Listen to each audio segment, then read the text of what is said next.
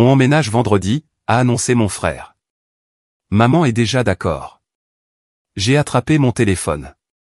Le système d'alarme a envoyé une alerte, mouvement détecté, intrusion enregistrée. Et puis, on emménage vendredi, a annoncé mon frère Thomas par haut-parleur, sa voix aussi décontractée que s'il parlait de ses projets pour le week-end. Maman a déjà donné son accord. Je fixais mon téléphone portable, assise à mon bureau à Lyon où je gérais des campagnes marketing pour Automatech Solutions. Les mots n'ont pas tout de suite fait sens. Emménager où? De quoi tu parles, Thomas, ai-je demandé, me forçant à rester calme, même si mon pouce accélérait déjà. Dans ta maison de Cassis. Maman a dit que tu l'utilisais à peine de toute façon. Et Jeanne et moi, on a besoin d'un endroit le temps qu'on trouve quelque chose de permanent. Elle nous a déjà donné le code de sécurité. Mon sang se glaça. Ma maison de la Côte d'Azur. Celle pour laquelle j'avais économisé pendant des années. Celle dont j'avais signé l'achat il y a à peine 8 mois, après d'innombrables sacrifices et des semaines de 70 heures. Mon sanctuaire. Thomas, personne ne m'a demandé mon avis, ai-je dit, la voix tendue. Cette maison est à moi. Je suis la propriétaire. Il a ri. A littéralement ri. Allez, Sophie. Ne sois pas comme ça. C'est juste temporaire. Maman a dit que tu comprendrais. La famille, c'est fait pour s'entraider, non? J'ai raccroché sans un mot de plus, les mains tremblantes. J'ai immédiatement attrapé mon ordinateur portable et ouvert l'application de sécurité de la maison. J'avais installé un système d'alarme complet 3 mois plus tôt après une série de cambriolages dans le quartier. Les détecteurs de mouvement, les caméras, tout était à la pointe de la technologie. Je m'appelle Sophie, et à 29 ans, j'avais travaillé plus dur que la plupart des gens de 2 fois mon âge pour arriver là où j'étais.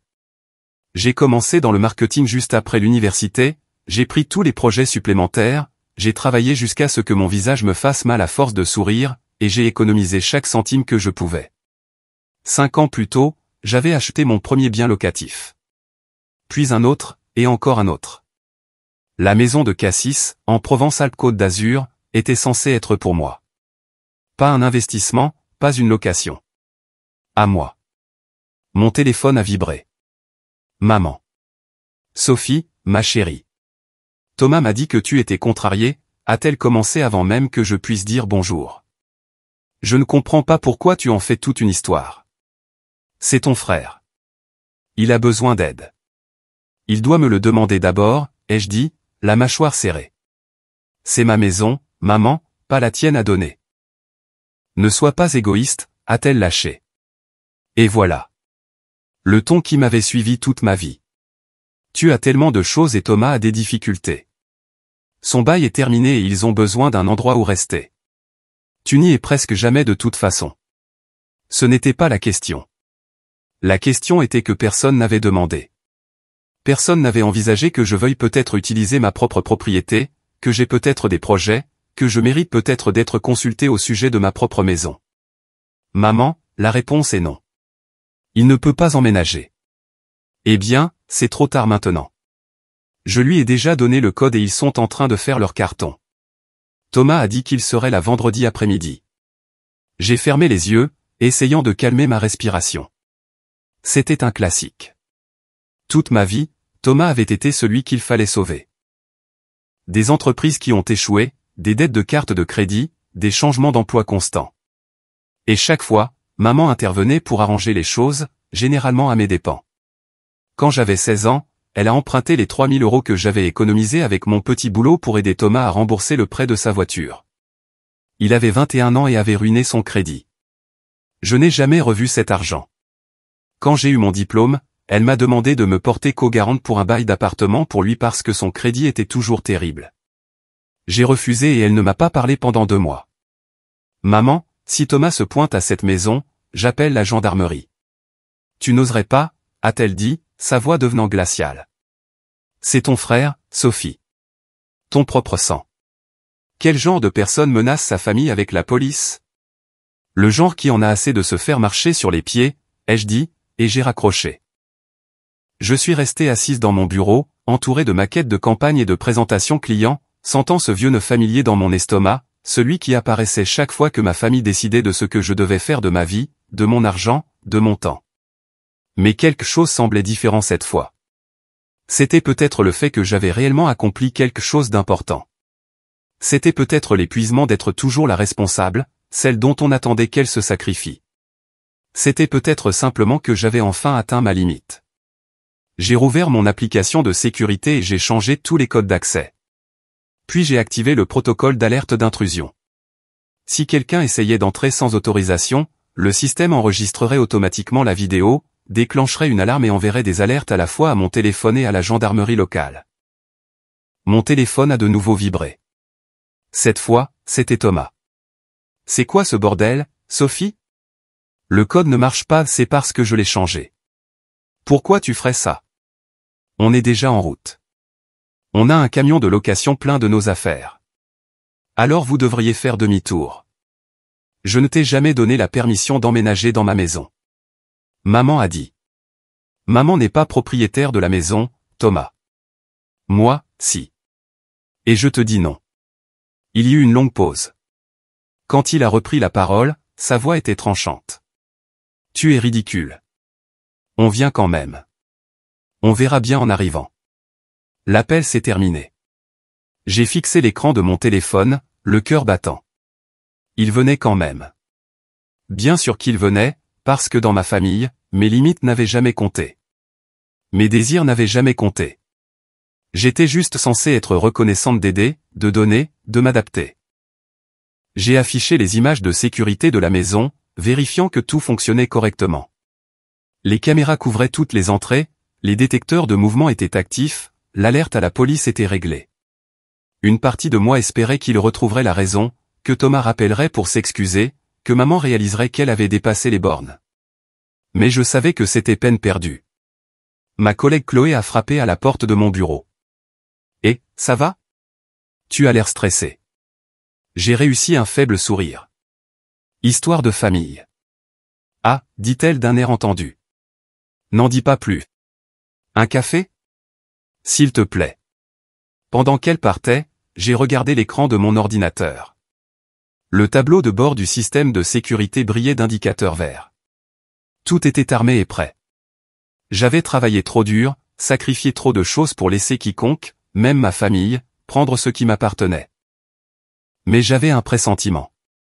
Un murmure d'avertissement que les choses allaient empirer avant de s'améliorer. Le reste du mercredi s'est écoulé lentement. Je n'arrivais pas à me concentrer sur mon travail. Je ne pouvais pas m'empêcher de vérifier mon téléphone toutes les 5 minutes. Thomas n'a pas rappelé. Maman non plus. Le silence était menaçant, comme le calme avant une catastrophe. Le jeudi matin, je n'avais toujours pas de nouvelles. J'ai essayé d'appeler Thomas, mais il n'a pas répondu. Pareil pour maman. Il me mettait à l'écart, espérant probablement que je céderais sous la pression d'être la méchante. C'était une vieille tactique, qu'ils avaient utilisée avec succès pendant des années. Quand j'avais 23 ans, fraîchement diplômé et joignant à peine les deux bouts, maman m'avait appelé en pleurant. Thomas s'était encore fait virer et ne pouvait pas payer son loyer. Pourrais-je l'aider juste cette fois ? Je lui avais donné 800 € dont j'avais désespérément besoin pour mes propres factures. J'ai mangé des nouilles instantanées pendant 6 semaines et j'ai pris du travail en freelance pour compenser. Thomas ne m'a jamais remercié. Il n'a même jamais reconnu que c'était arrivé. Le schéma s'est répété encore et encore. L'argent de mon diplôme est allé à la caution de l'appartement de Thomas. Mon petit héritage de notre grand-mère est allé aux dettes de carte de crédit de Thomas qu'il jurait de rembourser. Il ne l'a jamais fait. Et quand j'ai finalement commencé à fixer des limites, je suis devenu l'égoïste. La sœur sans cœur qui ne se souciait pas de sa famille. Jeudi après-midi, mon téléphone a enfin sonné. Numéro inconnu. Allô ? C'est bien Sophie. Une voix de femme, inconnue. Oui. Qui est à l'appareil ? C'est Jeanne, la copine de Thomas. J'avais rencontré Jeanne 2, peut-être 3 fois au cours de l'année écoulée. Elle semblait assez gentille, mais je ne la connaissais pas vraiment. Nous n'avions jamais eu de vraie conversation au-delà des politesses lors des dîners de famille. Salut, Jeanne. Qu'est-ce qui se passe ? Écoute, je dois te parler de cette histoire de maison. Sa voix était tendue, nerveuse. Thomas m'a raconté ce qui se passe, et je veux juste que tu saches que je ne savais pas qu'il ne t'avait pas demandé d'abord. Je me suis redressé. Tu ne savais pas? Non. Il m'a dit que tu nous avais proposé la maison le temps qu'on cherche un appartement. Il a dit que tu étais heureuse de nous aider. Elle a fait une pause. Mais ensuite, il a mentionné que le code ne fonctionnait pas. Et quand je l'ai pressé de questions, il a finalement admis que tu n'avais jamais accepté quoi que ce soit. Le soulagement m'a envahi, rapidement suivi par la colère.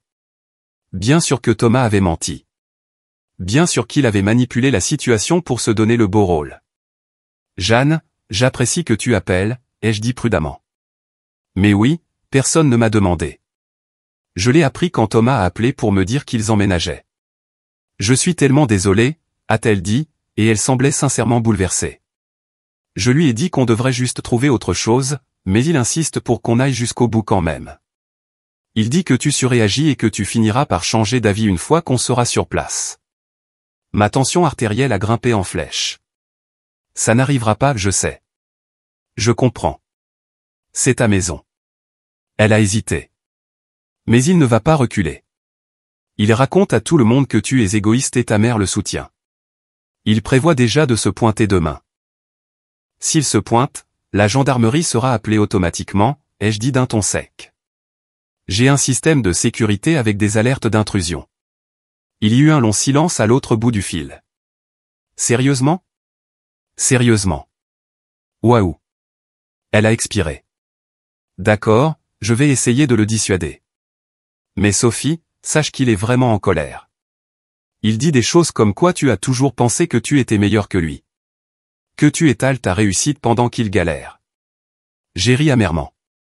J'ai travaillé pour ce que j'ai. Il a eu tout autant d'opportunités.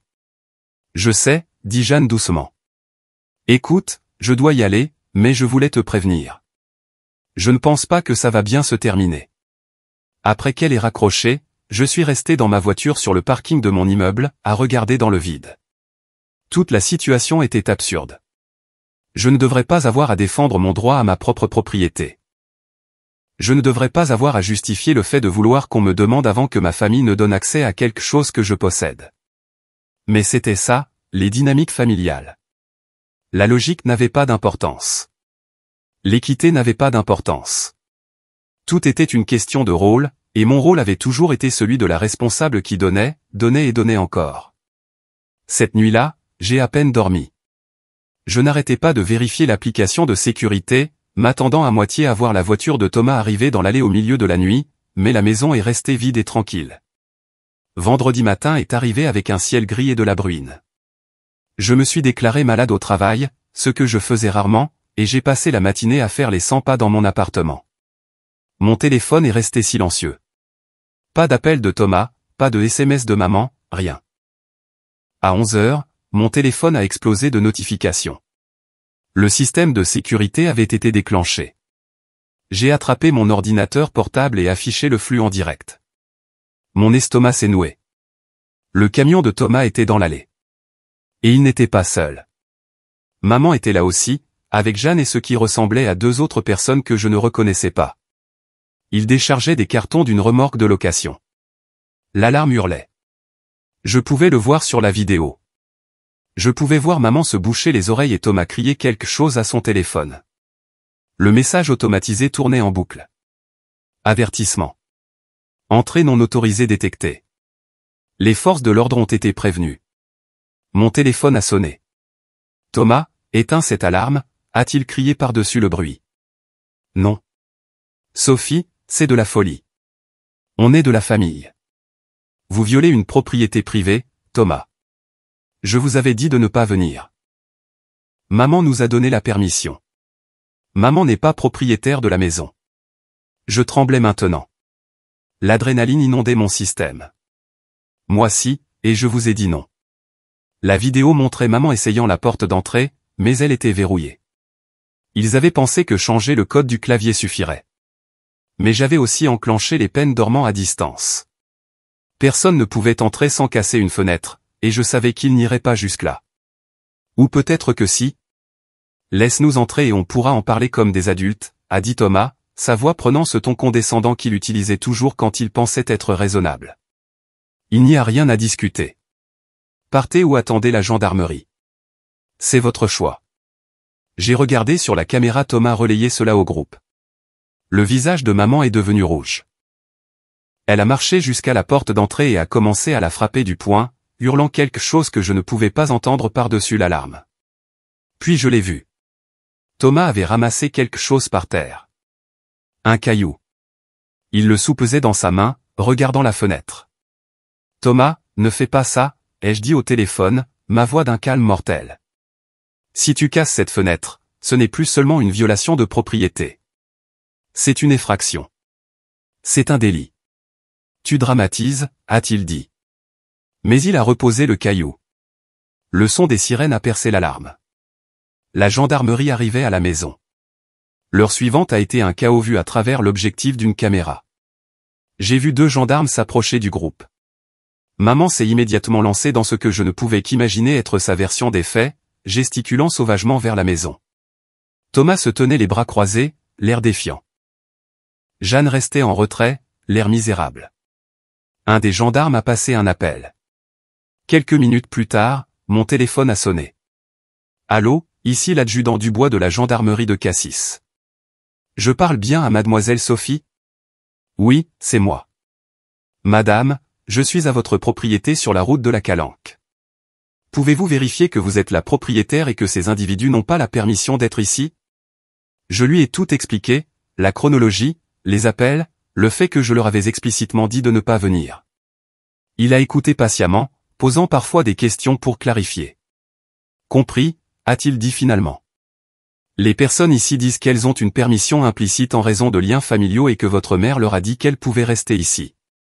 Ma mère n'a aucune autorité pour donner cette permission, ai-je dit fermement. Je suis l'unique propriétaire. J'ai l'acte de propriété. Je peux vous l'envoyer maintenant si vous avez besoin d'une preuve. Ce ne sera pas nécessaire. Je peux vérifier la propriété via les registres du cadastre. Il y eut une pause. Madame, souhaitez-vous porter plainte pour violation de propriété privée? Mon cœur martelait dans ma poitrine. C'était le point de non-retour. Si je disais oui, il n'y aurait pas de retour en arrière possible. Ma famille ne me le pardonnerait jamais. Je serais exclu, étiqueté comme la méchante, celle qui a choisi la propriété plutôt que la famille. Mais si je disais non, cela se reproduirait encore et encore. Oui, ai-je dit, ma voix stable malgré le tremblement dans mes mains. Je veux porter plainte contre tous. À travers la caméra, j'ai vu l'adjudant Dubois relayer cette information. Le visage de maman est passé du rouge au blanc. Thomas a commencé à crier, pointant du doigt la caméra montée sous l'avant-toit. Il venait de réaliser que je regardais tout. L'autre gendarme prenait des dépositions, écrivant dans un carnet. L'une des personnes que je ne reconnaissais pas, un des amis de Thomas, apparemment, a commencé à se disputer avec la police. Ça ne s'est pas bien passé pour lui. En quelques minutes, on lui a demandé de quitter la propriété ou de faire face à sa propre contravention. Maman s'est approchée de la caméra et a regardé directement dedans. Sophie, a-t-elle dit, sa voix portant clairement à travers l'audio. Si tu fais ça, tu es morte pour moi. Tu m'entends? Tu n'es plus ma fille. Les mots auraient dû me blesser. Peut-être qu'une partie de moi voulait qu'il me blesse, mais au lieu de ça, je me sentais juste fatigué. Tellement incroyablement fatigué de ce cycle. Elle fait son choix, a ajouté Thomas, se plaçant à côté de maman. Qu'elle vive avec. L'adjudant Dubois leur expliquait quelque chose, leur tendant ce qui ressemblait à des procès-verbaux de contravention. Je ne pouvais pas entendre les détails, mais je pouvais voir la fureur sur le visage de Thomas alors qu'il arrachait le papier. Maman a d'abord refusé de prendre le sien, croisant les bras comme une enfant boudeuse. Finalement, le gendarme l'a simplement donné à Thomas pour qu'il le lui remette. Tout le groupe a commencé à tout recharger dans le camion. Cela a pris presque 1 heure. J'ai regardé chaque minute, m'assurant qu'ils n'endommageaient rien par dépit. Ils ne l'ont pas fait. Ils ont juste travaillé dans un silence de colère, jetant occasionnellement des regards à la caméra.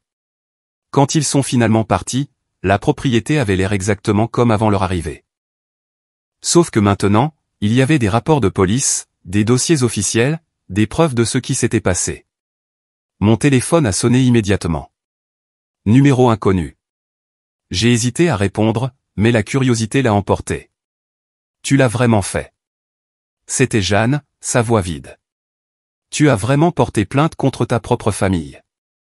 Ils ont commis un délit, ai-je dit doucement. Je leur ai donné toutes les chances de faire demi-tour.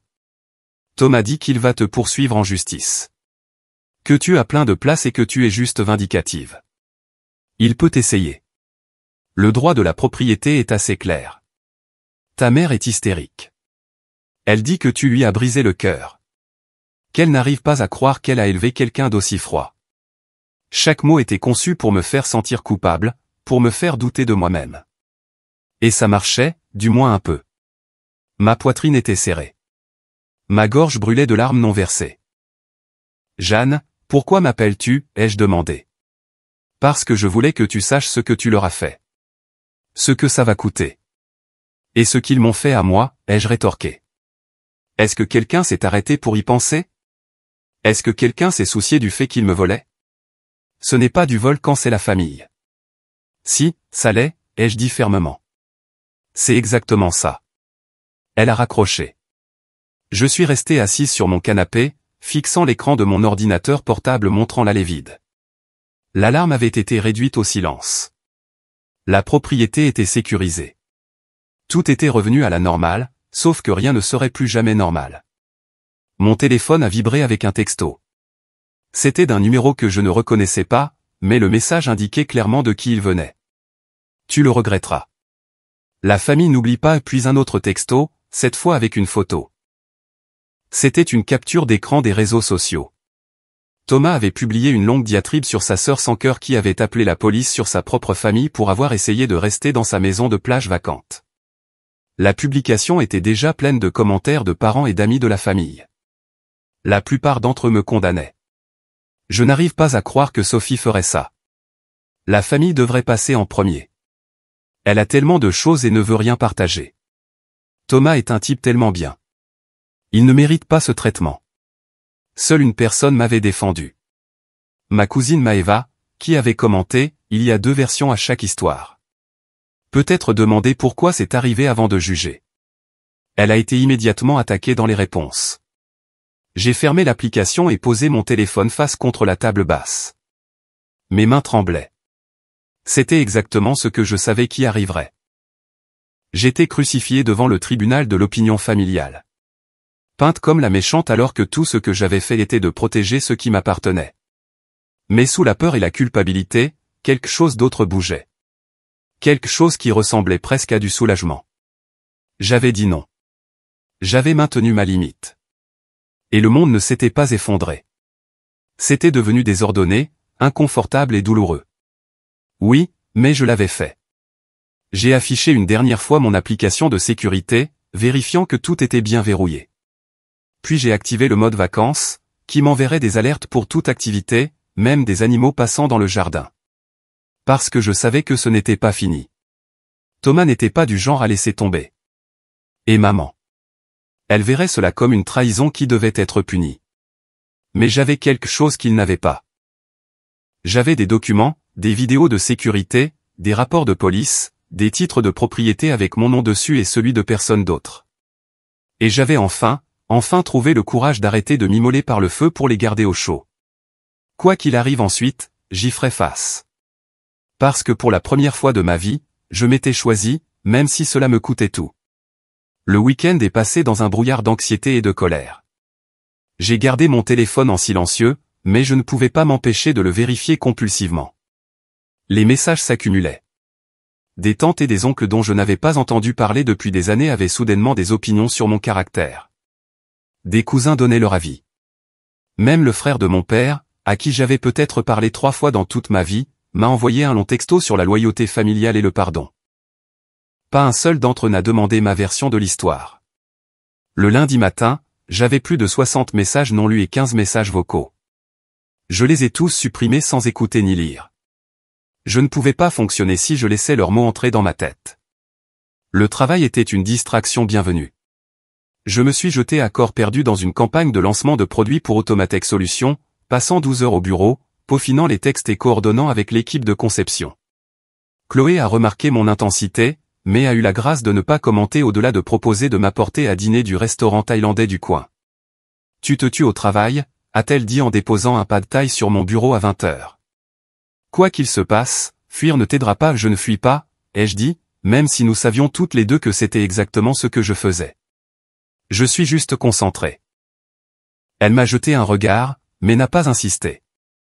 Mardi a apporté un nouveau développement. J'ai reçu un email d'un avocat. Pas l'avocat de Thomas, celui de maman. L'objet indiquait « conflit de propriété et diffamation ». Mon estomac s'est noué en l'ouvrant. L'email était formulé de manière professionnelle, mais le sens était clair. Maman prétendait que j'avais verbalement accepté de laisser Thomas rester à la maison de la plage, qu'elle avait agi de bonne foi en tant que témoin de cet accord, et que non seulement j'étais revenu sur ma parole, mais que j'avais déposé de fausses déclarations à la police et nui à sa réputation en insinuant qu'elle était complice d'un crime. Elle menaçait de me poursuivre pour diffamation et préjudice moral.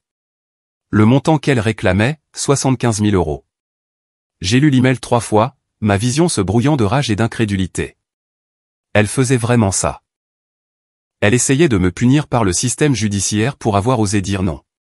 J'ai transféré l'email à ma propre avocate, une femme vive d'esprit nommée Pascal, qui m'avait aidé pour mes investissements immobiliers. Moins d'une heure plus tard, elle m'a appelé. C'est n'importe quoi, a dit Pascal sans détour. Du grand n'importe quoi.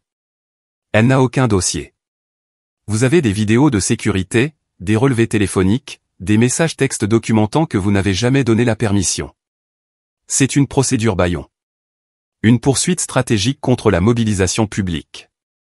Elle essaie de vous intimider pour que vous cédiez.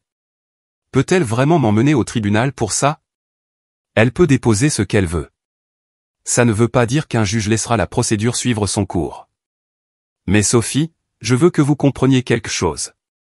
Même une poursuite futile coûte de l'argent à défendre.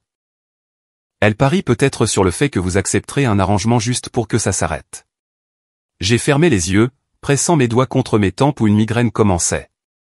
Combien cela coûterait-il de se battre? Si ça va jusqu'au tribunal, ça pourrait être entre 10 000 et 30 000 € en frais de justice, selon son agressivité. Le chiffre m'a frappé comme un coup de poing. 30 000 € pour me défendre contre une poursuite sans fondement intentée par ma propre mère. Envoyez-lui une réponse, ai-je dit doucement. Faites-lui comprendre que nous avons des documents, que ces affirmations sont fausses, et que si elle poursuit, nous la poursuivrons en retour pour les frais de justice et le harcèlement. Vous êtes sûr? C'est une escalade. Elle a fait monter les enchères au moment où elle a déposé ça. Je ne fais que me défendre. Après avoir raccroché, je suis resté dans mon bureau, la porte fermée, retenant mes larmes. C'était censé être fini. Ils étaient censés accepter la limite et passer à autre chose, mais au lieu de cela, ils redoublaient d'efforts, essayant de me forcer à obéir par la peur et la pression financière. Mon téléphone a vibré. Thomas. Tu as aussi fait poursuivre maman en justice maintenant? Tu as une idée de ce que coûtent les frais d'avocat? J'ai regardé le texto, la fureur montant dans ma poitrine. L'audace absolue d'agir comme si j'étais l'agresseur alors qu'ils avaient littéralement essayé de me voler ma maison. J'ai tapé une réponse. Je n'ai fait poursuivre personne. Maman a déposé une plainte futile contre moi. Dis-lui de l'abandonner ou mon avocate rendra les choses très chères pour elle. Sa réponse est venue quelques secondes plus tard. Tu es pathétique. Menacer ta propre mère. J'ai bloqué son numéro. Puis j'ai bloqué le numéro de maman. Puis j'ai passé en revue et bloqué tous les membres de la famille qui m'avaient envoyé un message haineux au cours des derniers jours. Quand j'ai eu fini, ma liste de contacts semblait décimée. Chloé a frappé à la porte de mon bureau. Et, il y a quelqu'un ici pour te voir. Elle dit que c'est ta cousine. Mon cœur s'est serré. Maëva? Ouais, c'est elle. Je lui dis que tu es occupé? J'y ai réfléchi. Maëva avait été la seule à me défendre en ligne. Mais ça ne voulait pas dire que je voulais tout ressasser en personne. Pourtant, elle avait conduit jusqu'à Lyon depuis où qu'elle habite maintenant. Je lui devais au moins une conversation. Non, c'est bon. Fais-la entrer. Maëva était différente de mes souvenirs.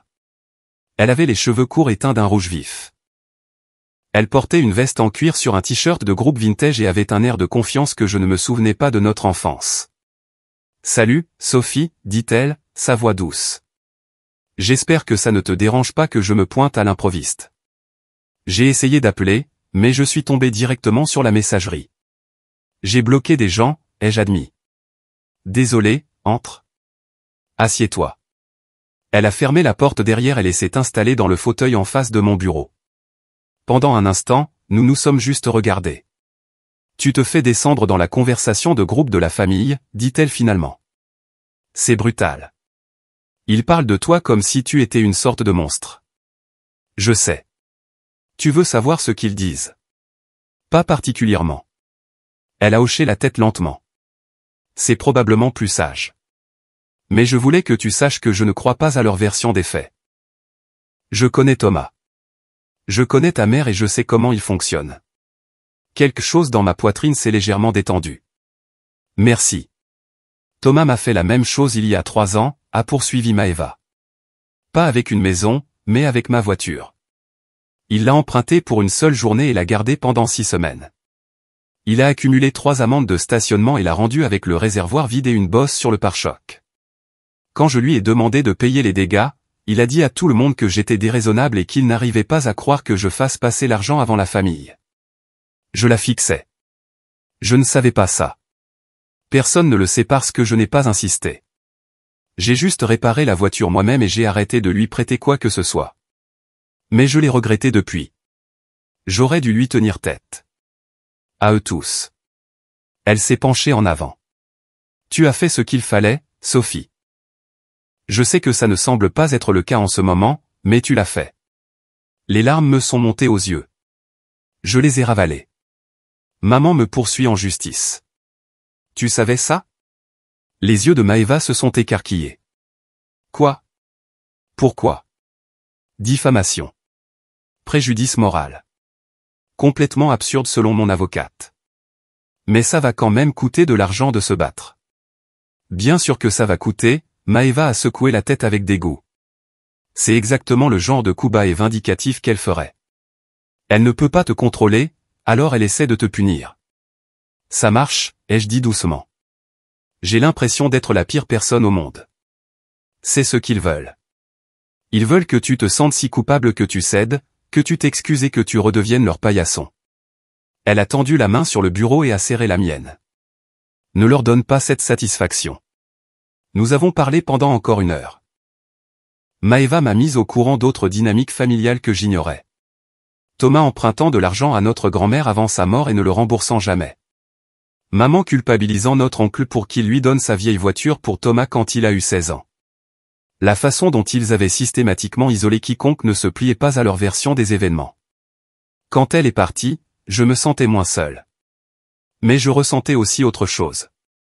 De la colère. Pas la colère chaude et immédiate de vendredi. C'était quelque chose de plus froid, de plus calculateur. Il voulait jouer dur. Très bien. Je pouvais jouer dur. Ce soir-là, je me suis assise à la table de ma cuisine avec mon ordinateur portable et j'ai commencé à tout documenter. Chaque cas dont je pouvais me souvenir d'abus financiers, chaque culpabilisation, chaque manipulation. J'ai passé en revue de vieux messages textes, des emails, des relevés bancaires. J'ai tout compilé dans une chronologie détaillée qui remontait à près de 10 ans. Le tableau qu'elle brossait était accablant. Au cours de la dernière décennie, j'avais donné à ma famille plus de 42 000 €, non pas des prêts, des dons. Parce que Thomas avait besoin d'aide, parce que maman était stressée par les factures, parce qu'ils étaient de la famille et que la famille s'entraidait. Pendant cette même période, Thomas avait emprunté ma voiture et l'avait rendue endommagée 3 fois. Il avait utilisé ma carte de crédit sans permission pour acheter des billets de concert. Il m'avait demandé de me porter co-garante pour des prêts que j'avais refusés, ce qui avait entraîné des mois de silence. Et maman avait constamment pris le parti de Thomas dans chaque conflit. Quand j'exprimais ma frustration d'être toujours celle à qui on demandait de l'aide, elle me disait que j'étais égoïste. Quand je fixais des limites sur l'argent, elle disait que j'étais avare. Quand j'ai finalement acheté ma maison de la plage, elle a fait des commentaires sur la façon dont j'étalais ma réussite pendant que Thomas luttait. J'avais normalisé tout ça, me convainquant que c'était juste comme ça que les familles fonctionnaient, que mon ressentiment était mesquin, et que je devrais être reconnaissante d'avoir les moyens d'aider. En regardant tout ça, noir sur blanc, j'ai réalisé quelque chose de crucial. Ce n'était pas de l'amour. C'était de l'exploitation. Mon téléphone a sonné. Numéro inconnu. Je l'ai laissé aller à la messagerie. 5 minutes plus tard, il a sonné de nouveau. Même numéro. Je l'ai bloqué. Puis mon téléphone professionnel a sonné. Comment avait-il eu ce numéro? J'ai répondu. Allô? Sophie. C'est ta tante Caroline. S'il te plaît, ne raccroche pas, j'aurais dû raccrocher. Au lieu de ça, j'ai dit, qu'est-ce que tu veux? Je veux te parler de ce qui se passe avec ta mère et Thomas. Ma chérie, je sais que tu es contrariée, mais ça a été trop loin. Ta mère est hors d'elle. Elle prend des médicaments pour sa tension artérielle à cause du stress. Alors peut-être qu'elle n'aurait pas dû déposer une fausse plainte contre moi. Elle essaie juste de protéger Thomas. Il a vraiment du mal en ce moment, Sophie. Lui et Jeanne ont rompu à cause de toute cette histoire. Elle a dit qu'elle ne pouvait pas être avec quelqu'un dont la famille était si dysfonctionnelle. Tant mieux pour Jeanne, ai-je pensé, mais je ne l'ai pas dit. Ce n'est pas mon problème, ai-je dit à la place. Thomas a fait ses choix. Mais ta famille, tu es censé pardonner. Tu es censé vous aider les uns les autres dans les moments difficiles. J'ai fini d'aider les gens qui ne font que prendre et ne donnent jamais en retour. J'ai fini de m'immoler par le feu pour garder les autres au chaud. Et j'en ai particulièrement assez d'être culpabilisé pour avoir des limites. Il y eut une longue pause. Quand tante Caroline a repris la parole, sa voix était plus froide. Ta mère avait raison à ton sujet. Tu as changé. Tu es devenu dur, cruel, même. Si me protéger me rend cruel, alors je suppose que je suis cruel. Tu vas le regretter, a-t-elle dit. Quand tu seras vieille et seule parce que tu auras repoussé tout le monde. Tu souhaiteras avoir été plus gentil avec les gens qui t'aimaient. Les gens qui m'aimaient n'auraient pas essayé de me voler, ai-je dit, et j'ai raccroché. Mes mains tremblaient. J'ai pris un verre d'eau et les bu d'un trait, essayant de calmer la montée d'adrénaline. La manipulation était si évidente quand on savait quoi chercher. La culpabilité, les menaces de solitude, le recadrage de l'abus en amour. Mais je ne tombais plus dans le panneau. Mercredi matin, j'ai reçu un email de Pascal. Maman avait répondu à notre lettre avec une position encore plus agressive, affirmant maintenant que je devais une compensation à Thomas pour le traumatisme émotionnel d'avoir été interpellé. Il augmentait le montant de leur poursuite à 100 000 €. Ça devient ridicule, a écrit Pascal. Je recommande que nous déposions une requête en irrecevabilité et une plainte reconventionnelle pour harcèlement et frais de justice, mais je dois être sûr que vous voulez emprunter cette voie. Ça va devenir moche. J'ai répondu, faites-le. Tout. Cet après-midi-là, j'ai reçu un appel de la gendarmerie de Cassis. Le gendarme s'est identifié comme l'inspecteur Renaud. Mademoiselle Sophie, je vous appelle concernant l'incident de violation de propriété de vendredi dernier. Il y a eu un développement dont je dois vous informer. Mon pouls s'est accéléré. Quel genre de développement? Votre frère a déposé une plainte alléguant que vous l'avez agressé verbalement lors d'un appel téléphonique et que vous avez proféré des menaces contre sa sécurité. Il prétend avoir des témoins qui ont entendu la conversation. Je me suis assise lourdement. C'est complètement faux. J'ai des enregistrements de nos conversations. Je ne l'ai jamais menacé. Vous avez des enregistrements? Oui.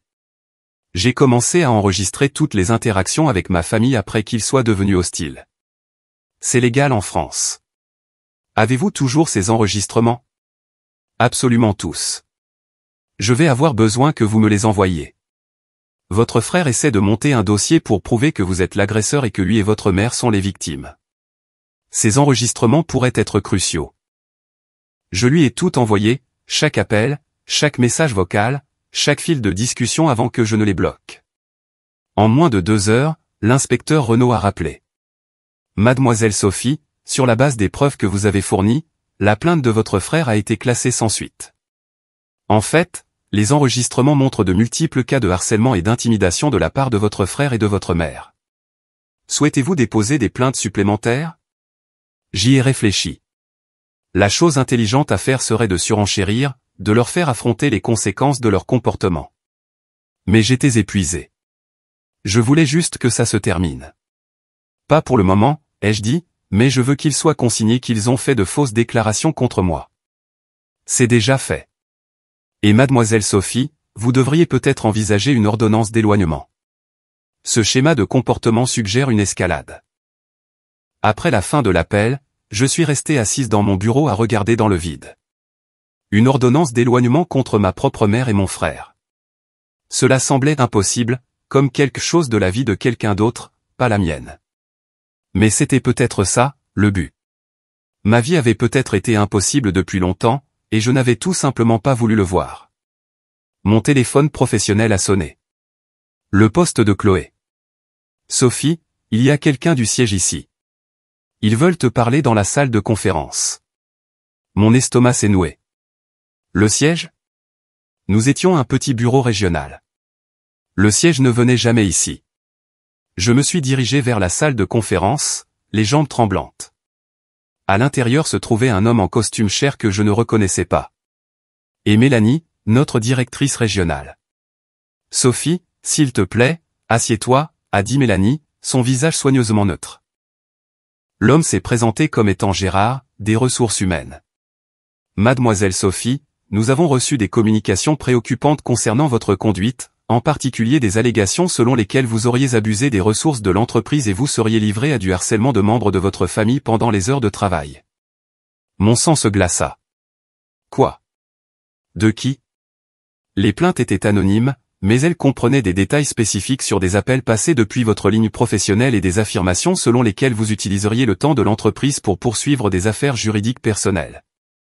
Ce n'est pas vrai, ai-je dit, ma voix stable malgré la panique qui me griffait la gorge.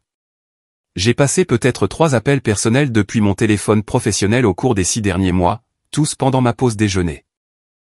Et je n'ai jamais utilisé le temps de l'entreprise pour des questions personnelles au-delà de la vérification de mes emails. Gérard et Mélanie ont échangé un regard. Pouvez-vous le prouver? A demandé Gérard. Oui, vous pouvez vérifier mes relevés téléphoniques. Vous pouvez examiner mes journaux informatiques. Je n'ai rien à cacher. Mélanie a pris la parole. Sophie, nous ne vous accusons de rien. Nous suivons simplement les plaintes comme l'exige la politique. Mais je dois vous demander, y a-t-il une situation familiale dont nous devrions être au courant? J'ai pris une décision en une fraction de seconde. Tout leur dire ou essayer de minimiser. J'ai choisi l'honnêteté. Je leur ai parlé de la maison de la plage, de la violation de propriété, de la poursuite en justice et du harcèlement croissant. Je leur ai montré les enregistrements, les emails, les messages textes. J'ai tout déballé. Quand j'ai eu fini, Mélanie semblait furieuse. Pas contre moi, contre la situation. C'est du harcèlement, a-t-elle dit sèchement. Ils essaient de saboter votre carrière parce que vous avez fixé une limite. Gérard, cette plainte doit être documentée comme malveillante et fausse. Gérard a hoché la tête lentement. Je ferai une note dans votre dossier indiquant que les allégations ont fait l'objet d'une enquête et se sont révélées sans fondement. Et mademoiselle Sophie, si vous recevez d'autres actes de harcèlement au travail de la part de ces personnes, documentez-les immédiatement et signalez-les au RH. Cela pourrait constituer un motif d'action en justice de votre part. Après leur départ, je suis resté seul dans la salle de conférence, la tête entre les mains. Ils essayaient de me faire virer. Ma propre famille essayait activement de détruire ma carrière. Comment en était-on arrivé là? La réponse est venue jeudi soir sous la forme d'un message Facebook de quelqu'un que je ne connaissais pas. La photo de profil montrait une femme d'âge mûr aux yeux bienveillants. Bonjour Sophie, je m'appelle Dorothée. Je suis l'ex-petite amie de Thomas d'il y a environ 5 ans. J'ai vu les publications sur ce qui se passe avec votre famille et j'ai senti que vous aviez besoin de savoir quelque chose. Votre frère m'a fait exactement la même chose qu'il a essayé de vous faire. Il a emménagé dans mon appartement sans demander, a prétendu que j'avais donné ma permission, et quand j'ai essayé de le faire partir, votre mère a menacé de me poursuivre pour avoir brisé le cœur de son fils. J'ai fini par le laisser rester 3 mois juste pour éviter les tracas juridiques. Il n'a jamais payé un centime de loyer et m'a volé des bijoux quand il est finalement parti. J'ai déposé une main courante, mais il a prétendu que c'était des cadeaux, et je n'ai pas pu prouver le contraire. Je suis vraiment désolé que vous traversiez cela, mais s'il vous plaît, sachez que vous n'êtes pas folle et que vous n'êtes pas seule. Thomas a un schéma de comportement et votre mère le cautionne. Restez forte. J'ai fixé le message pendant un long moment. Puis j'ai répondu, merci de me dire ça. Seriez-vous d'accord pour qu'on se parle au téléphone?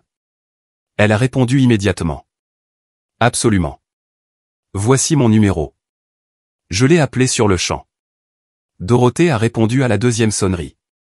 Je suis tellement contente que vous ayez appelé, a-t-elle dit. Je porte la culpabilité de ce qui s'est passé avec Thomas depuis des années. J'aurais dû lui tenir tête.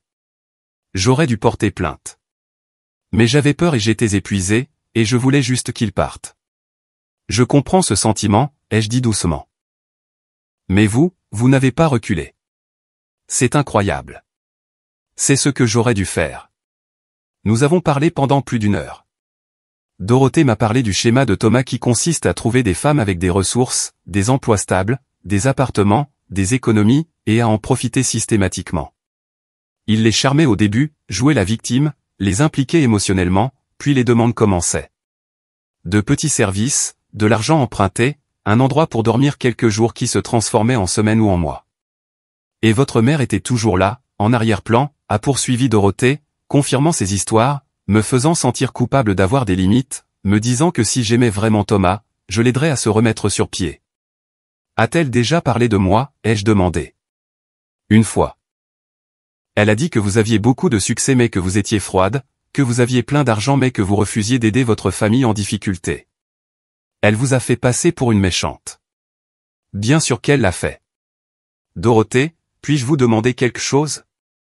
Est-ce que Thomas a déjà été physiquement agressif avec vous? Il y eut une longue pause. Une fois, vers la fin. Je lui ai dit qu'il devait partir et il a donné un coup de poing dans mon mur. Puis il a immédiatement commencé à pleurer et à s'excuser, disant qu'il ne savait pas ce qui lui avait pris, qu'il était juste tellement stressé par sa situation. Votre mère est venue et m'a convaincu de ne pas appeler la police. Elle a dit que ça ruinerait sa vie. Mon estomac s'est retourné. Je suis tellement désolé que ça vous soit arrivé. Je suis désolé que ça vous arrive maintenant. Mais Sophie, vous devez être prudente. Si Thomas sent qu'il perd le contrôle de la situation, je ne sais pas ce qu'il pourrait faire. Après avoir raccroché, je suis restée assise dans l'obscurité de mon appartement. Les mots de Dorothée résonnaient dans mon esprit. Le schéma était clair maintenant. Il ne s'agissait pas seulement d'une maison de la plage. Il s'agissait de contrôle, de pouvoir, d'une dynamique familiale où Thomas était le soleil et où tout le monde était censé orbiter autour de lui, se sacrifiant pour le garder à l'aise. Et j'avais finalement cessé d'orbiter. Vendredi matin, j'ai pris 3 décisions.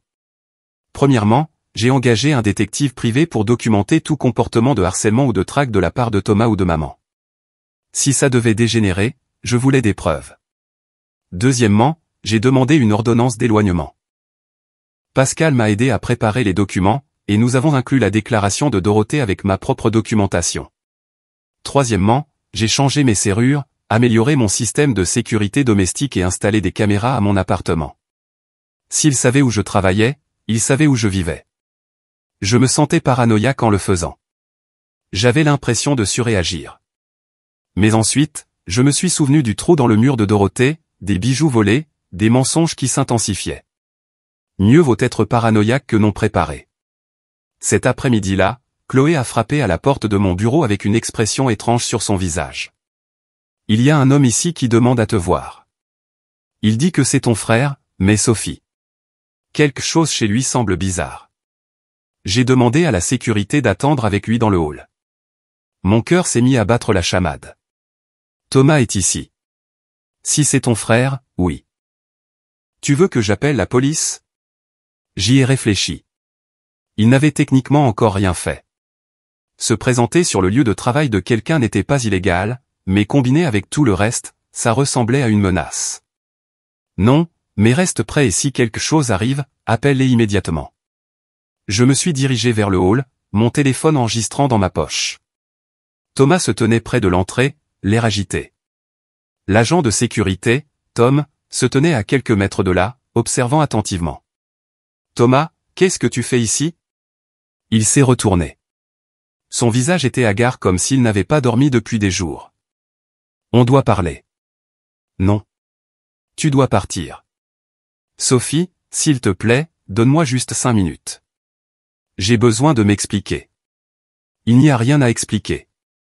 Tu as essayé d'emménager dans ma maison sans permission. Quand j'ai dit non, tu as essayé de détruire ma vie. Maintenant, tu te pointes sur mon lieu de travail. C'est du harcèlement. Je suis ton frère. Je ne devrais pas avoir besoin de permission pour demander de l'aide. Tu n'as pas demandé. Tu as exigé. Il y a une différence.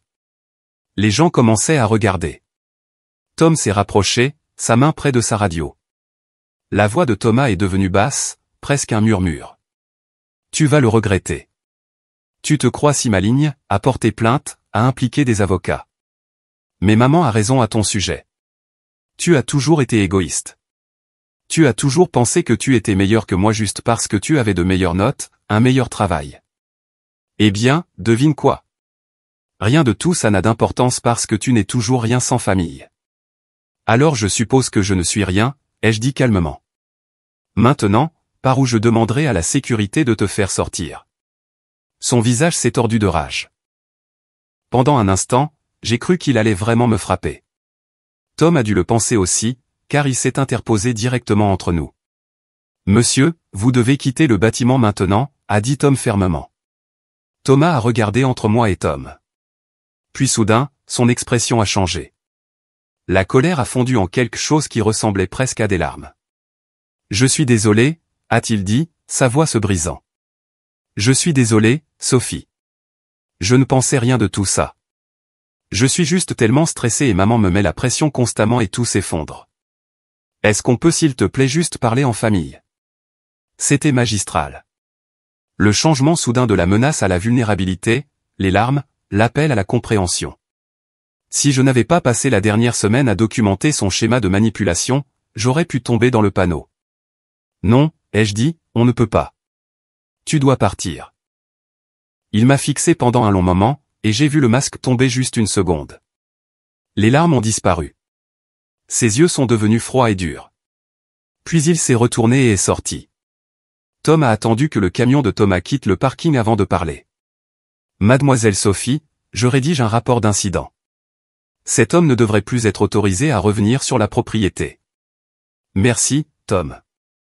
De retour dans mon bureau, j'ai transféré l'enregistrement à Pascal et à l'inspecteur Renaud.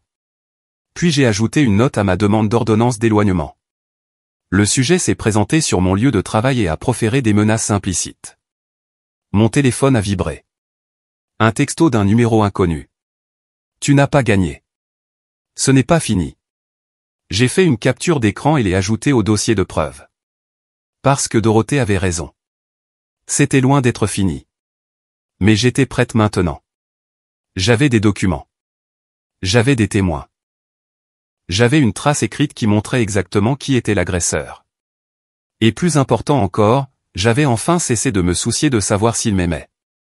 Parce que quoi qu'il ressente, ce n'était pas de l'amour. Ça ne l'avait jamais été. L'audience pour l'ordonnance d'éloignement était prévue pour le mercredi suivant. Pascal m'a préparé minutieusement, m'expliquant à quoi m'attendre, quelles questions pourraient être posées, comment rester calme sous la pression. Le juge voudra voir des preuves claires de harcèlement et une menace crédible, a-t-elle expliqué autour d'un café mardi soir. Vous avez les deux. Les enregistrements seuls sont accablants. Mais soyez prête à ce que votre mère et votre frère se présentent comme des victimes. Je sais qu'ils le feront. C'est ce qu'ils font. Bien. Souvenez-vous de ça.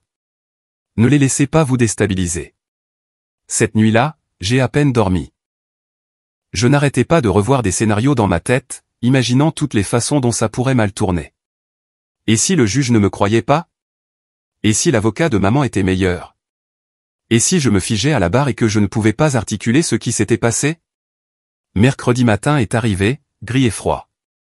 Je me suis habillé d'un tailleur bleu marine conservateur, j'ai attaché mes cheveux en un chignon soigné et j'ai conduit jusqu'au tribunal, les mains agrippant le volant si fort que mes jointures sont devenues blanches. Pascal m'a retrouvé à l'extérieur. Vous avez l'air professionnel et posé. C'est bien. Souvenez-vous, nous n'essayons pas de gagner un concours de popularité. Nous présentons des faits. À l'intérieur de la salle d'audience, j'ai repéré maman et Thomas assis avec leur avocat de l'autre côté. Maman portait une robe à fleurs et avait clairement pleuré. Ses yeux étaient rouges et gonflés.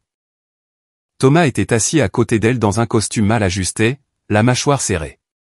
Quand il m'a vu, son expression s'est assombrie. L'huissier a appelé la salle à l'ordre. La juge Moreau est entrée. Une femme à l'allure sévère, dans la soixantaine, avec des yeux perçants qui semblaient ne rien manquer. Affaire numéro 2347. Sophie demandant des ordonnances d'éloignement contre Thomas et Brigitte. La requérante veut-elle bien s'approcher? Je me suis levé, les jambes tremblantes. Pascal m'a brièvement pressé l'épaule avant que je ne me dirige vers la barre des témoins. La juge Moreau m'a étudié par-dessus ses lunettes de lecture. Mademoiselle Sophie, veuillez indiquer votre lien de parenté avec les défendeurs. Brigitte est ma mère. Thomas est mon frère. Et vous demandez des ordonnances d'éloignement contre deux. Dites-moi pourquoi. J'ai pris une profonde inspiration et j'ai commencé. J'ai parcouru la chronologie, en commençant par l'appel de Thomas annonçant qu'il emménageait dans ma maison de la plage. L'expression de la juge est restée neutre, mais elle a pris des notes pendant que je parlais. Quand je suis arrivé à la partie où ils se sont présentés malgré mon refus explicite, elle m'a interrompu. Avez-vous des documents prouvant ce refus? Oui, votre honneur. Des relevés téléphoniques, des messages textes et des vidéos de caméras de sécurité. Pascal a remis un classeur que nous avions préparé. La juge Moreau l'a feuilleté, ses yeux parcourant les pages. Quand elle a atteint les images fixes de la vidéo de sécurité, des images claires de Thomas, de maman et de leurs amis déchargeant des cartons pendant que l'alarme hurlait, elle a fait une pause.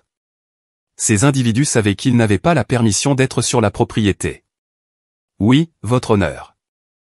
Je leur ai dit à plusieurs reprises de ne pas venir. Ils sont venus quand même. Continuez. J'ai détaillé le harcèlement qui a suivi, les messages menaçants, les fausses plaintes à mon employeur, Thomas se présentant sur mon lieu de travail, les demandes de poursuites judiciaires croissantes. À chaque révélation, j'ai fourni des documents, des captures d'écran, des enregistrements, des déclarations de témoins. Quand j'ai mentionné Dorothée et son expérience similaire avec Thomas, l'avocat de maman a objecté. Votre honneur, il s'agit de oui-dire sur des incidents sans rapport qui n'ont aucune incidence sur l'affaire actuelle. La juge Moreau n'a pas semblé impressionnée. Je l'autorise. Le schéma de comportement est pertinent pour déterminer la crédibilité et le niveau de menace. Continuez, mademoiselle Sophie. J'ai terminé en décrivant l'apparition de Thomas à mon bureau. Les menaces voilées, la façon dont son attitude avait changé de la rage aux fausses larmes et vice-versa. J'ai passé l'enregistrement. La salle d'audience était silencieuse alors que la voix de Thomas résonnait à travers les haut-parleurs. Tu vas le regretter. Tu n'es toujours rien sans famille. Quand ce fut terminé, la juge Moreau a posé son stylo. Merci, mademoiselle Sophie. Veuillez rester disponible. J'aimerais maintenant entendre les défendeurs. L'avocat de maman l'a appelé à la barre en premier. Elle s'est approchée lentement, tamponnant ses yeux avec un mouchoir. Madame Brigitte, pouvez-vous donner à la cour votre version de ces événements? La voix de maman était douce, tremblante. Votre honneur, je ne comprends pas comment nous en sommes arrivés là. Tout ce que j'ai fait, c'est essayer d'aider mon fils. Thomas avait besoin d'un endroit où rester. Et Sophie avait cette belle maison vide. Je pensais faire ce qu'il fallait, aider la famille. Votre fille vous a-t-elle donné la permission d'accorder l'accès à sa propriété? Eh bien, pas en autant de mots, mais je pensais que c'était sous-entendu. La famille, c'est fait pour s'entraider. Je l'ai élevée pour qu'elle le croie. Vous a-t-elle déjà explicitement dit de ne permettre à personne de rester là-bas? Maman a hésité. Elle était contrariée quand Thomas en a parlé pour la première fois, mais je pensais qu'elle changerait d'avis. Elle le fait toujours quand elle se calme. Ce n'est pas ce que j'ai demandé. Vous a-t-elle dit non? Autre pause. Elle a dit qu'elle voulait y réfléchir. Pascal s'est levé. Votre honneur, nous avons des enregistrements qui contredisent directement ce témoignage. La requérante a déclaré clairement à plusieurs reprises que la permission était refusée. La juge Moreau a hoché la tête. J'ai examiné ces enregistrements. Madame Brigitte, je vais vous demander directement. Votre fille a-t-elle prononcé les mots au nom ou tu ne peux pas emménager ou quelque chose de similaire? Le visage de maman a rougi. Elle a peut-être dit quelque chose comme ça, mais elle ne le pensait pas. Elle faisait juste sa comédie. Donc, elle a refusé la permission, et vous avez choisi d'ignorer ce refus. J'essayais de maintenir la paix dans notre famille. Thomas avait besoin d'aide, et Sophie n'était pas raisonnable. Que sa réponse soit raisonnable ou non n'est pas à vous de le déterminer, Madame Brigitte. La propriété est légalement la sienne. Vous n'aviez aucune autorité pour en accorder l'accès. La juge Moreau a pris une note. Passons à la poursuite que vous avez intentée contre votre fille. Pouvez-vous expliquer le fondement de cette plainte? Elle nous a humiliés. Elle a appelé la police sur sa propre famille comme si nous étions des criminels. Elle a nui à ma réputation dans la communauté. Les gens parlent, me jugent. Parce que vous avez tenté d'accéder à une propriété sans permission et avez été verbalisé pour violation de propriété privée. Ce n'était pas comme ça. C'est exactement ce que dit le rapport de police. Le ton de la juge Moreau était maintenant tranchant. Madame Brigitte, les conséquences que vous subissez sont le résultat direct de vos propres actions. Ce n'est pas de la diffamation. Maman s'est mise à pleurer plus fort. Son avocat semblait mal à l'aise. Votre honneur, ma cliente est clairement bouleversée par cette situation. La relation familiale a été endommagée par ses propres choix, a interrompu la juge Moreau. Témoin suivant. Thomas a pris la barre, l'air maussade. Son avocat a tenté de le dépeindre comme un jeune homme en difficulté essayant simplement de se remettre sur pied, injustement persécuté par sa sœur qui a réussi. La juge Moreau n'a pas été dupe. Monsieur Thomas, vous vous êtes présenté sur le lieu de travail de votre sœur après qu'elle ait clairement indiqué qu'elle ne voulait aucun contact. Correct? Je voulais juste lui parler. De quoi? De réparer votre relation en lui disant qu'elle n'est rien sans famille. En faisant des déclarations qui pourraient raisonnablement être interprétées comme des menaces. J'étais contrarié. Je ne le pensais pas comme ça. Comment le pensiez-vous? Thomas a cherché une réponse. Je voulais juste dire que la famille est importante. Elle ne devrait pas la jeter. Elle n'a rien jeté, monsieur Thomas. Elle a fixé une limite. Et vous et votre mère l'avez violée à plusieurs reprises. Puis, quand elle a fait respecter cette limite, vous avez riposté par du harcèlement et de l'intimidation. La juge Moreau a remué ses papiers. J'en ai assez vu. Mon cœur battait à tout rompre alors que tout le monde retournait à sa place. La juge Moreau a pris un moment pour relire ses notes avant de parler. J'accorde les ordonnances d'éloignement, a-t-elle dit sèchement. Thomas et Brigitte ont tous deux l'interdiction de contacter Sophie directement ou indirectement, de s'approcher à moins de 150 mètres de sa résidence ou de son lieu de travail, ou de publier quoi que ce soit sur les réseaux sociaux qui la mentionnent. Ces ordonnances resteront en vigueur pendant 2 ans, après quoi elles pourront être réexaminées pour une prolongation. Maman a eu un hoquet. Le visage de Thomas est devenu rouge. De plus, a poursuivi la juge Moreau, je rejette la plainte en diffamation déposée par Brigitte comme étant futile et sans fondement. Mademoiselle Sophie, vous pouvez demander le remboursement de vos frais de justice si vous le souhaitez. Nous le ferons, votre honneur, a dit Pascal. Encore une chose. La juge Moreau a regardé directement Thomas. L'enregistrement diffusé aujourd'hui contient ce qui pourrait être interprété comme un langage menaçant. Je transmets cette affaire au bureau du procureur de la République pour examen d'éventuelles poursuites. Comprenez-vous? L'avocat de Thomas s'est levé rapidement. Votre honneur, les déclarations de mon client ont été faites sous le coup de l'émotion. C'est au procureur de le déterminer. Cette audience est terminée. Le marteau est tombé. En sortant de la salle d'audience, mes jambes semblaient être en coton. Pascal parlait, disant quelque chose sur le fait que c'était une victoire complète, mais je n'arrivais pas tout à fait à le réaliser. 2 ans. 2 ans de distance imposée par le tribunal avec ma famille. 2 ans de paix. C'était surréaliste. Derrière moi, j'entendais la voix de maman s'élever. C'est injuste. C'est ma fille. Vous ne pouvez pas faire ça. Son avocat essayait de la calmer. Thomas était silencieux, mais je pouvais sentir ses yeux me transpercer le dos. Je ne me suis pas retourné. À l'extérieur du palais de justice, Pascal m'a pris à part. Ça s'est mieux passé que je n'aurais pu l'espérer. La juge Moreau a vu clair dans leur manipulation. Et le fait qu'elle transmette les menaces de Thomas au procureur, c'est significatif. Qu'est-ce que ça veut dire? Ça veut dire qu'il pourrait faire face à des poursuites pénales pour harcèlement ou intimidation. C'est au procureur de décider maintenant, mais avec les preuves que nous avons, je dirais qu'il y a un dossier solide. J'ai hoché la tête, engourdi. Une partie de moi se sentait justifiée, validée, mais une autre partie se sentait vide.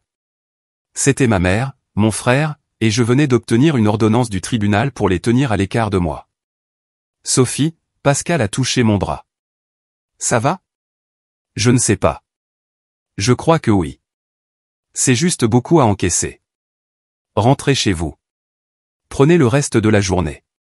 Digérez ça. Et Sophie, vous avez fait ce qu'il fallait. Ne laissez personne vous dire le contraire. J'ai conduit jusqu'à la maison dans un état second, le palais de justice devenant plus petit dans mon rétroviseur. Mon téléphone vibrait constamment. Des textos de Maëva me félicitant. Un message vocal de Chloé prenant de mes nouvelles. Plusieurs numéros bloqués que je supposais être des membres de la famille. J'ai tout ignoré. À la maison, je me suis versé un verre de vin, même s'il n'était que 14 heures. Je me suis assise sur mon canapé et j'ai fixé le mur, essayant de comprendre ce que je ressentais. Du soulagement. Certainement du soulagement. Le nœud d'anxiété qui vivait dans ma poitrine depuis des semaines se desserrait enfin. Mais aussi du deuil. Je pleurais la famille que j'avais voulu, celle que j'avais passé ma vie à espérer qu'un jour elle me verrait comme précieuse. Cette famille n'existait pas. Peut-être qu'elle n'avait jamais existé. Mon téléphone a sonné. Numéro inconnu. Je l'ai laissé aller à la messagerie. 1 minute plus tard, la notification est apparue. J'ai failli la supprimer sans l'écouter. Mais quelque chose m'a poussé à appuyer sur play. Sophie, c'est Jeanne. Je sais que je suis probablement la dernière personne dont tu veux entendre parler, mais je devais te dire quelque chose. Thomas et moi avons rompu pour de bon cette fois. Après tout ce qui s'est passé, j'ai commencé à le voir différemment. La façon dont il parlait de toi, les choses qu'il disait, ça m'a fait peur. J'ai réalisé que si je restais, je finirais par être à ta place. Alors, je suis parti. Je voulais que tu saches que tu as eu raison de lui tenir tête. Et je suis désolé de ne pas t'avoir cru plus tôt. Prends soin de toi. J'ai sauvegardé le message vocal, l'ai ajouté à mon dossier de preuves. Parce que même si l'ordonnance d'éloignement avait été accordée, je savais qu'il ne fallait pas croire que c'était vraiment fini. Les jours suivants ont été calmes. Suspectement calmes. Pas de textos de numéros bloqués, pas de visiteurs surprises, pas de plaintes anonymes à mon employeur. C'était comme si l'ordonnance d'éloignement avait réellement fonctionné. Samedi, j'ai conduit jusqu'à Cassis pour voir la maison de la plage. Je n'y étais pas retourné depuis avant tout l'incident, et j'avais besoin de la voir. Besoin de la réclamer comme mon espace. La maison avait l'air exactement comme je l'avais laissée. Paisible, magnifique. La mer s'étendait au-delà de la terrasse, les vagues roulant, régulières et éternelles. J'ai traversé chaque pièce, touchant les meubles, ouvrant les fenêtres pour laisser entrer l'air salin. C'était à moi. Je l'avais mérité.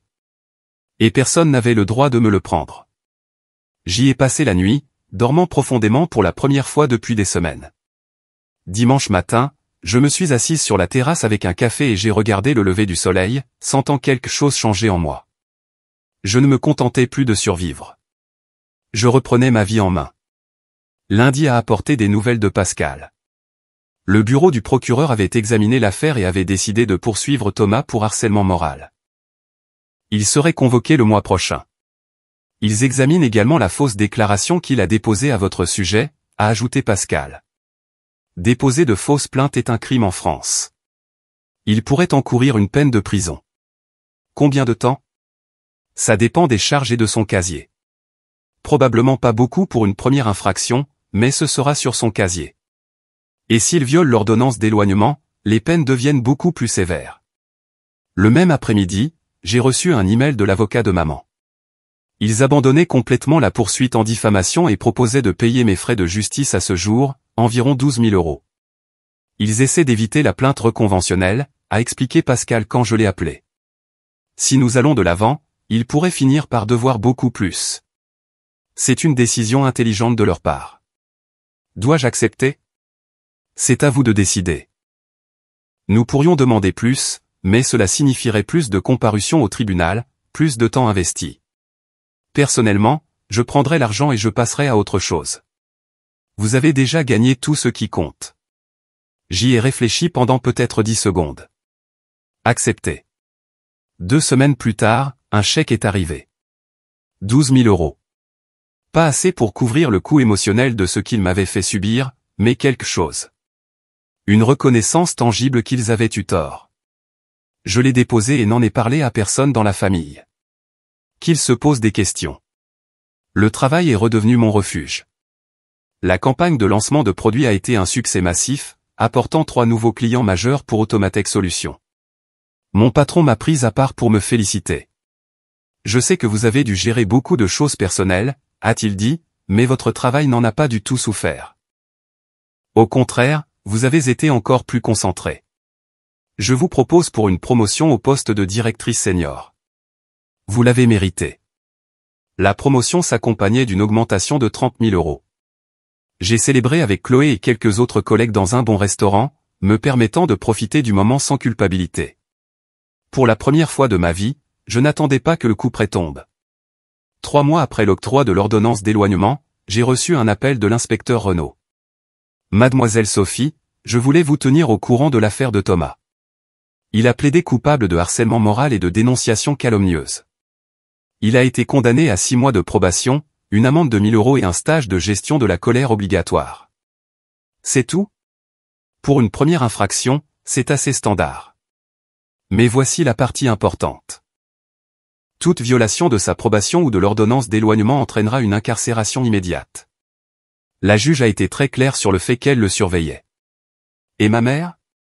Elle n'a pas été poursuivie au pénal car elle n'était pas l'agresseur principal, mais l'ordonnance d'éloignement reste en vigueur et toute violation de sa part sera poursuivie.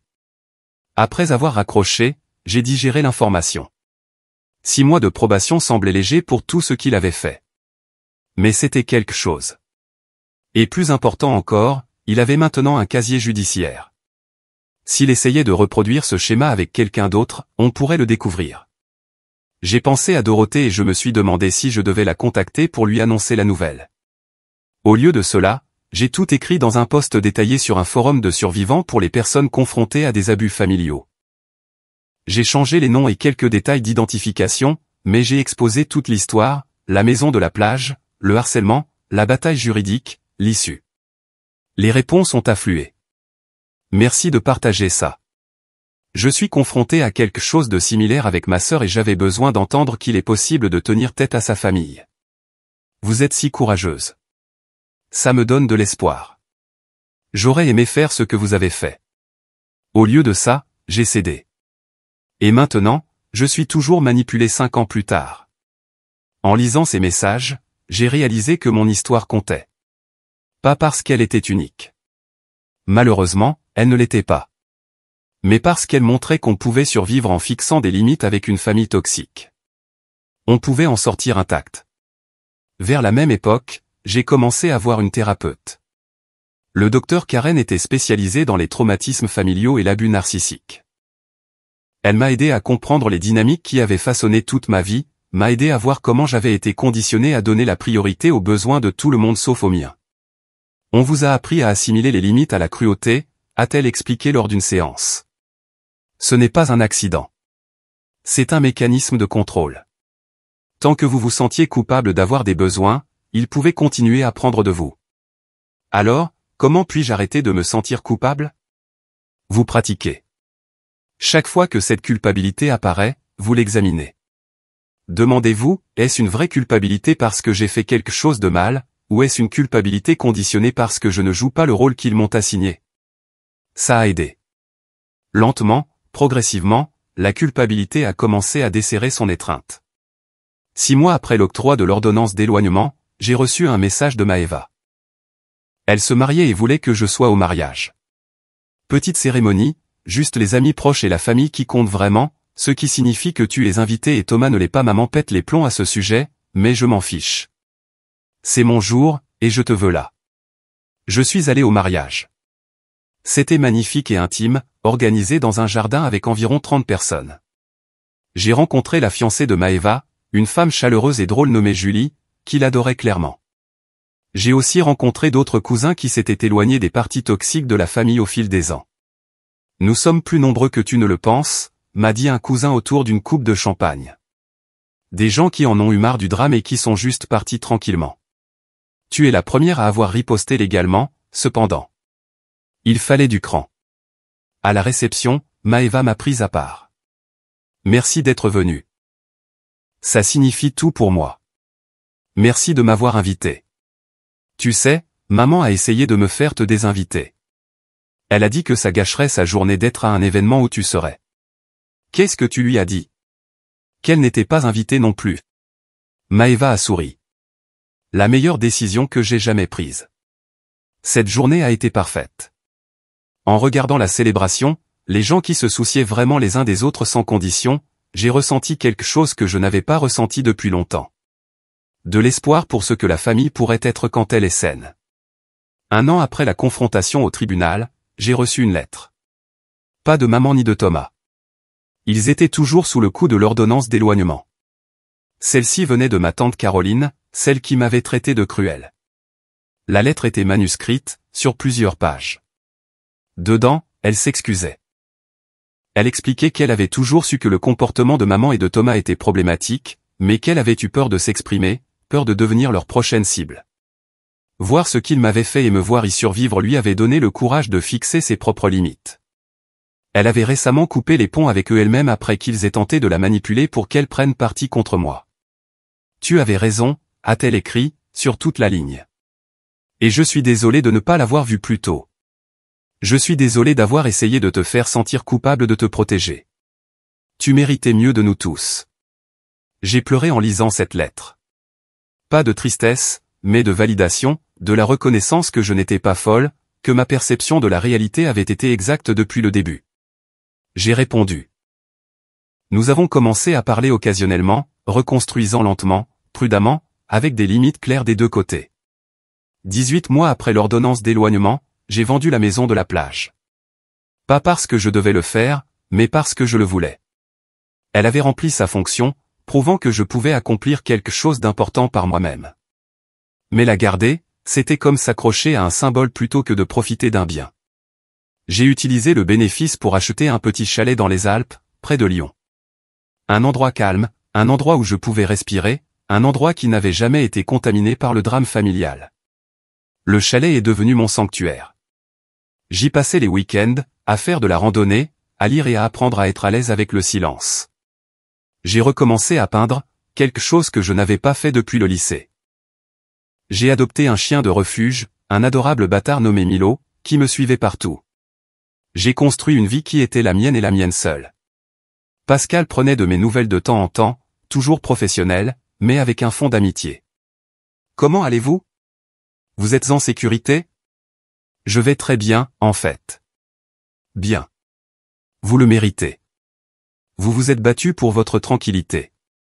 L'ordonnance d'éloignement devait expirer après 2 ans, mais maman et Thomas ont tous deux demandé sa levée anticipée. La juge Moreau a rejeté leur demande les 2 fois, notant qu'ils n'avaient montré aucun remords sincère ni aucune compréhension de leur comportement. Les défendeurs continuent de se présenter comme des victimes, a-t-elle écrit dans son refus. Tant qu'ils ne feront pas preuve d'une réelle prise de responsabilité, l'ordonnance de protection restera pleinement en vigueur. Je n'ai pas assisté à ces audiences. Je n'en avais pas besoin. Pascal s'est occupé de tout et les décisions parlaient d'elles-mêmes. Thomas a eu du mal après sa condamnation. Le casier judiciaire lui a rendu plus difficile la recherche d'emploi décent. Il a enchaîné les postes mal payés, aucun ne durant plus de quelques mois. Selon Maeva, qui avait encore quelques contacts avec des membres de la famille élargie, il me reprochait d'avoir ruiné sa vie. Il n'a jamais reconnu que ses propres choix avaient des conséquences. Maman s'en est légèrement mieux sortie professionnellement mais a souffert socialement. La nouvelle de ce qui s'était passé s'était répandue dans leur communauté et de nombreuses personnes ont pris leur distance en silence. Son groupe à l'église est devenu plus petit. Ses amis ont cessé d'appeler. Elle est devenue de plus en plus isolée, incapable de comprendre pourquoi sa version des faits, qu'elle essayait juste d'aider son fils en difficulté, ne trouvait pas d'écho chez les autres. Tante Caroline m'a dit que maman avait essayé de se réconcilier avec elle, mais la conversation avait dégénéré, maman insistant sur le fait qu'elle n'avait rien fait de mal et que j'étais toujours le problème. Caroline était partie et ne lui avait plus parlé depuis. Thomas et maman sont restés enfermés dans leur récit de victimes, convaincus que le monde était injuste et qu'ils avaient été persécutés pour avoir essayé d'aider la famille. Aucun d'eux n'a jamais reconnu le vol, le harcèlement, la manipulation.